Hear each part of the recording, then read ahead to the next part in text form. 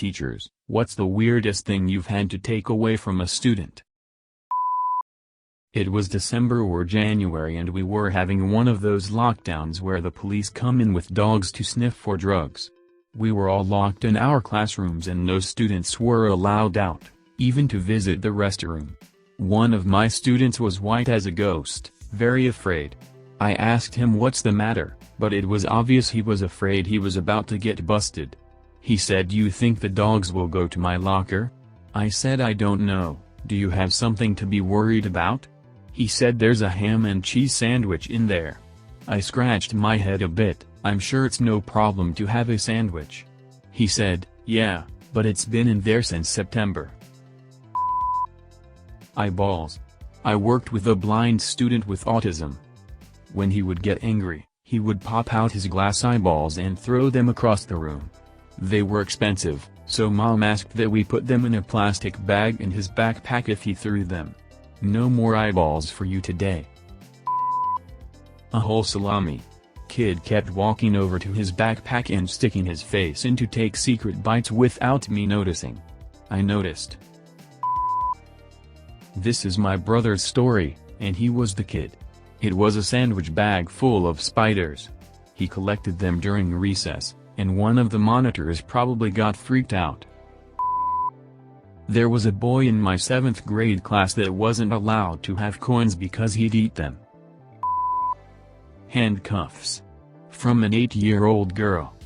Not quite police grade, but more than just some adult fun cuffs. Sent that down to the counselor. Another student's tooth. That he had fished out of the trash can. That he was going to add to his tooth collection. My sister's teacher had to call my dad about a suspicious powder my sister was eating out of a bag at school. She was dipping her finger in a bag of powdered jello and eating it and letting other kids do the same.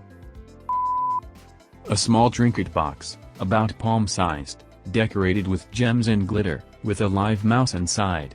The mouse was named Jimmy and had been caught in the child's house.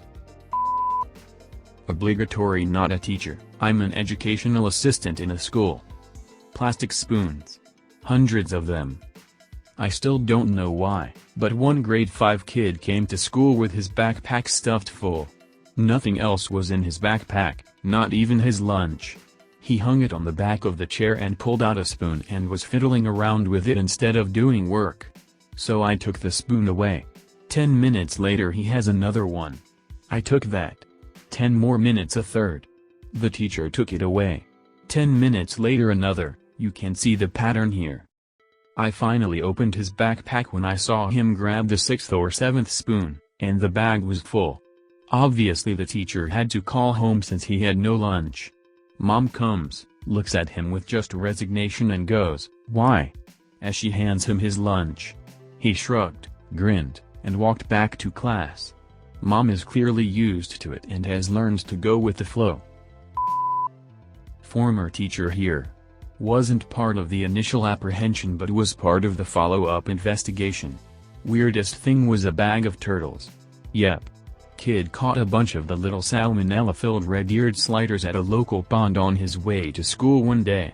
We had a turtle black market at the school by noon and by the end of the day the principal had a dozen in a bowl in his office. Kid got caught because a terrible smell was reported from his locker. Janitor opened it up and there was a bag of turtles. The rest of the day was spent tracking down the ones that had already been sold. Ziploc bags filled with water. That was a trend for a while at my school.